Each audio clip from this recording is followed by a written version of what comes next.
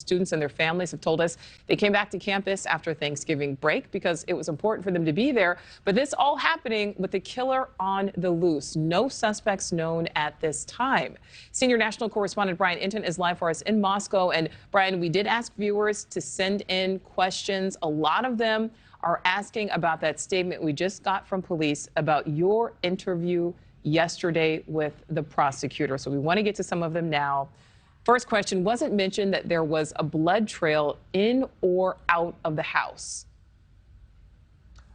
Police haven't said that. There is this one photo, Nichole, that we've seen that shows blood seeping out the back of the house. The coroner did confirm that at one point last week during an interview with Banfield, but that's the only blood trail that I know about.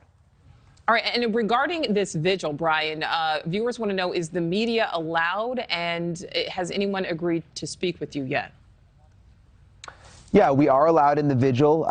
They've been very media friendly here, so we will be in there shooting. The vigil starts in about an hour, and you know, we've talked to students on campus that have wanted to talk to us. We know that some family members of the victims will be there, so it will be open to the public. All right, and so Brian, let's go back to your interview yesterday with the prosecutor and now what police are telling you today. Let's just do a quick recap. Talk about what some of the things the prosecutor told you yesterday that now police are commenting on.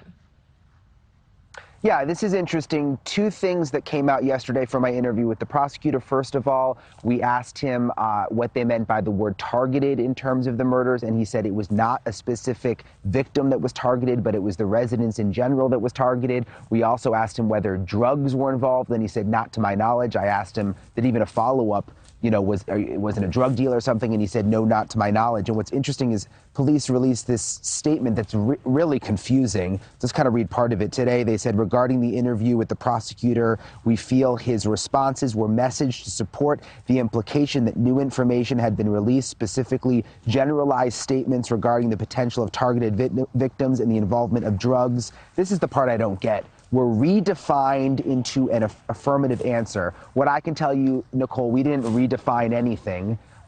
If you remember, we played the clips pretty much in full, his responses to my answers. So sort of surprising to see that from the police today.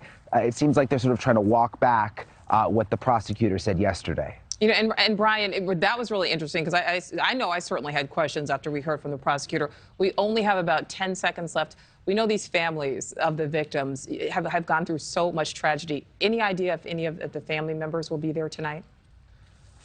So we do know that one of the dads will be here. That's what we've learned. There could be others. Obviously, you know, everybody feels for them, and it's just awful what they're going through. Hopefully, they'll have a chance to sort of grieve with the community tonight. Absolutely. Brian, excellent reporting as always. We will certainly be watching. Thank you for watching. Go to newsnationnow.com to find NewsNation on your television provider. And don't forget to click the red subscribe button below to get more of NewsNation's fact-driven, unbiased coverage.